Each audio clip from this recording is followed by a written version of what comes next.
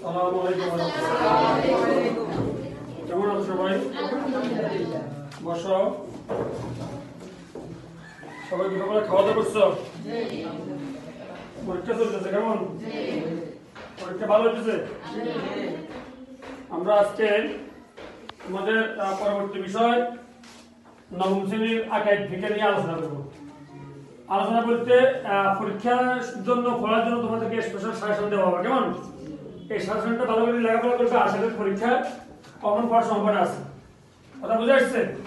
তাহলে এই সাজেশন তোমরা আমরা যেহেতু আমাদের একটা মাত্র গাইড, তাহলে সবাই এন্ট্রান্স সাজেশনের 120 পৃষ্ঠা বলো। 120 মডেল টেস্ট কত? কথা বলতে হবে। মডেল টেস্ট কত? মডেল 1। মডেল 1 এখানে 40টা এমসিকিউ আছে। কয়টা? 40টা এমসিকিউ। পরীক্ষা কিন্তু আসবে 40টা এমসিকিউ। তো তুমি যে এখান থেকে যেমন না 3টা মডেল টেস্ট থেকে বাছাই করে 40টা এমসিকিউ আসবে। আমরা 50টা যা পাই দেখাই দিই কেমন? তোমরা এগুলো ভালোভাবে শিখে নিবে কেমন? তো দাগ দাও। এমসিকিউ 1 2 3 4 5 6 কথা নাই 7 8 9 10 11 12 13 14 15 16 17 18 19 20 21 24 25 26 28 29 30 33 34 35 36 39 40 মডেল 2 হলো।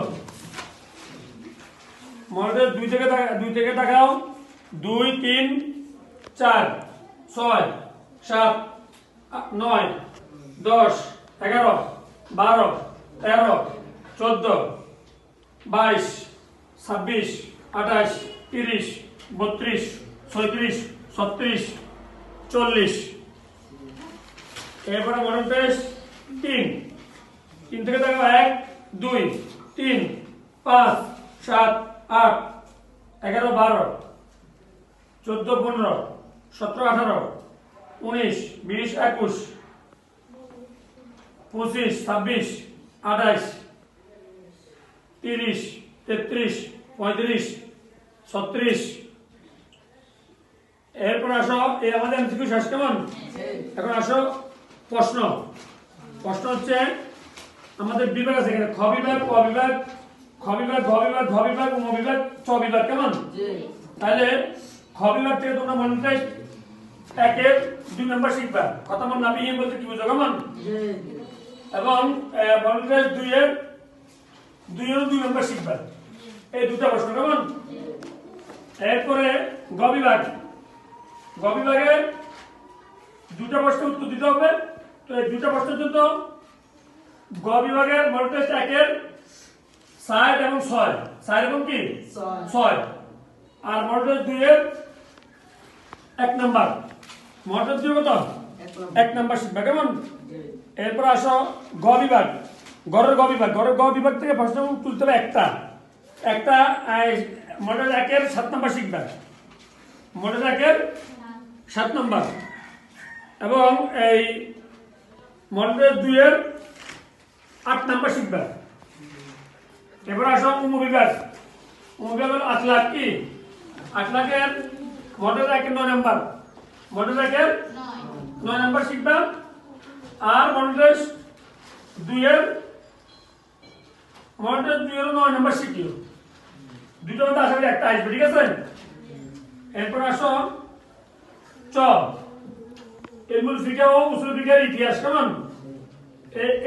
এই চ থেকে 11 এবং 12 কেমন? মডেল টেস্ট 120 মানে 120 পৃষ্ঠা মডেল 1 এর 11 নাম্বার শিখবা। আর মডেল টেস্ট 2 এর তাও 12 নাম্বার শিখবা। তাহলে একটা হলো 1 এর হলো 11 আর 2 এর হলো কত? 12। এই প্রশ্নগুলো শিখলেই আশা করি তোমাদের পরীক্ষা আশা করি কমনের 12 যাবে না। অতিরিক্ত সহ দিয়ে দিছি। আশা করি ইনশাআল্লাহ তোমাদের পরীক্ষা ভালো হবে। এই বিষয়টা সকলেই এটা হলো একটা সহজ একটা সাবজেক্ট। আর ইসলামী আইন কানুনে মাদ্রাসা লেখাপড়া করি, ফিকহ শাস্ত্র না জানলে লেখাপড়া করে কোনো ফায়দা নেই। কথা বুঝছো? মাদ্রাসা শিক্ষার মূল উদ্দেশ্য হচ্ছে কি ফিকহ অর্জন করা। এখান থেকে তোমরা ভালোভাবে লেখাপড়া করবে। আর এই ভিডিওগুলো অন্যদেরকে দেখার সুযোগ করে দিবেন, এগুলো যেন ওনারা দেখে যেন কি উপকৃত হতে পারে। কারণ এই বলে আজকে ক্লাস শেষ করতেছি। আসসালামু আলাইকুম রহমতুল্লাহ।